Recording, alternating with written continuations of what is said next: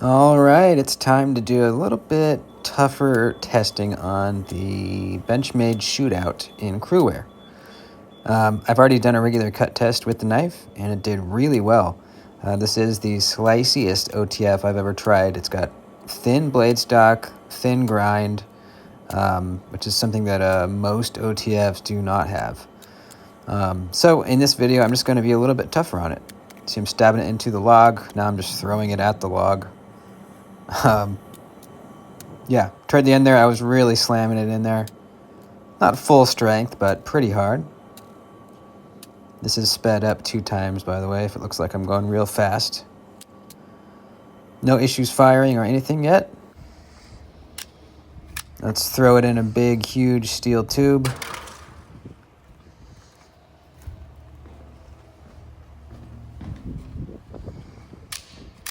No problems. Now, here I'm just going to check it as far as I can.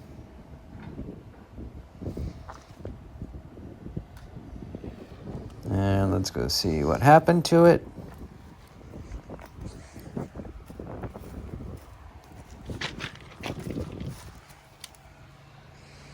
Oh yeah, no problem.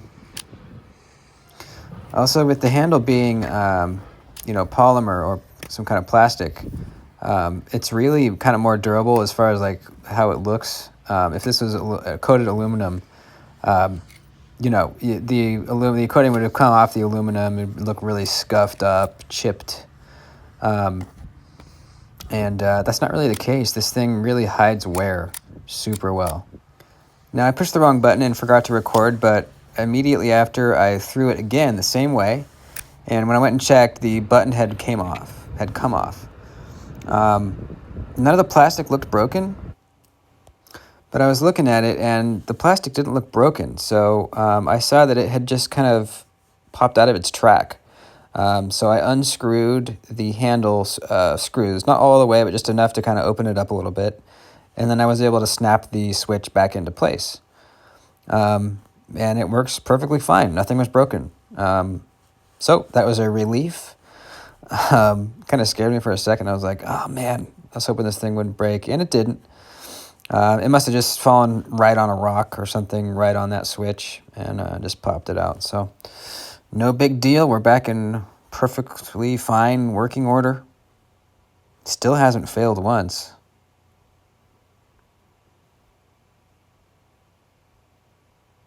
Getting some wear marks on it though.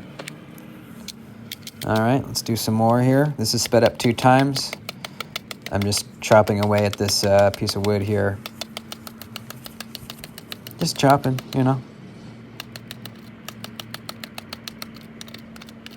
Seeing how it feels in the hand and also seeing if the blade or the lockup will fail at all.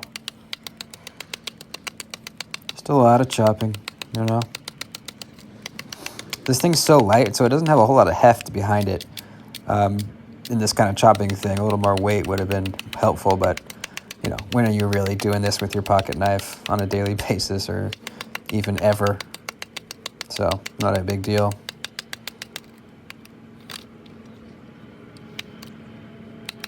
Got a pretty good distance through the wood there.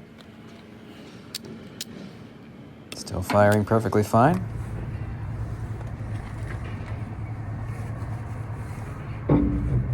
Let's do a little whittling.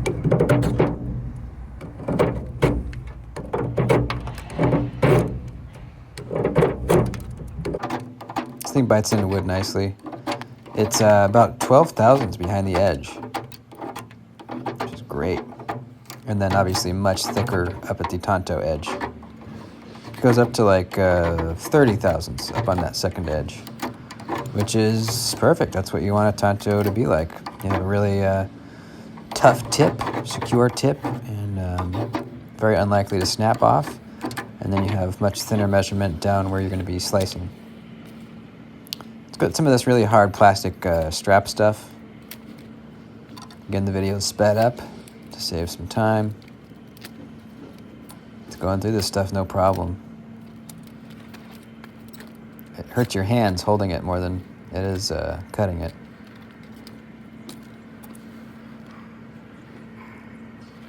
Also, my hands are freezing. Let's cut some regular nylon strap. Takes 2 tries to get through it.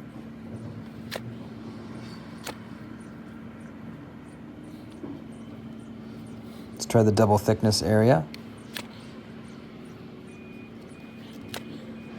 3 times. There you go.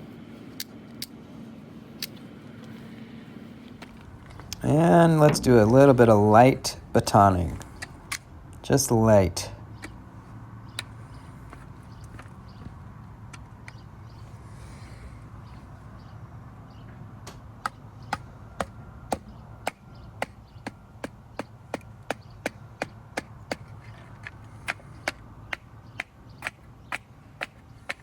This made me nervous. I really did not want to break this.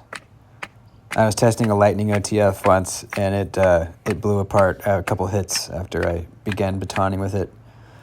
So I was pretty confident this is stronger than a lightning OTF, but I wasn't sure. And it did fine. I mean, it's not like this is a log or anything, but definitely whacked on that spine pretty good, and held up fine. Nothing happened.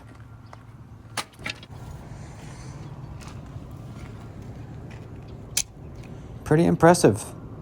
You know, I'm impressed. While this thing does, you know, it's got the plasticky handle, which doesn't feel amazing. If you can get past that, this thing really is a fantastic cutter. It's super lightweight. It's very tough. So there's really a lot of great things about it. Aesthetically, it's just, you know, as far as the looks of it goes, it looks amazing for an OTF. A lot of OTFs look very weird and disproportionate. This one looks good, really good. Still cutting some cardboard after all that. And I'm gonna cut some paper here in a minute. I didn't strop through any of that or sharpen or anything. This is directly after all the testing we did. And a bunch of cardboard. And she is still cutting paper very nicely. I had a bad experience with Benchmade's crewware once. It was on a mini Adamas, and I was kind of chopping at a 2x4, almost like, well, pretty much just like we just were chopping on that piece of wood just now. And I chopped a few times. I looked at the edge, and there was a little chip taken out of it. And I was like, wait a minute, this is crewware. This is supposed to be tough stuff. It didn't hit a nail or anything. It was just wood. So that was a little discouraging. I didn't buy a Benchmade for a long time after that. And probably never will, besides this Shootout, because this is really the only Benchmade I'm interested in. And still, it's overpriced. $300 is too much for this. But I got it for $200 on sale, so I think that's perfectly good. $200 for this knife is great. And I'm happy to have it because, you know, it's an OTF that I actually enjoy carrying because it actually cuts well. Every OTF I've ever tried, you know, it was pretty badass, you know, Microtechs. Axial gears, they're cool, but they just didn't cut well. So this thing held up really, really well. If you can find it used or a deal, I would recommend it.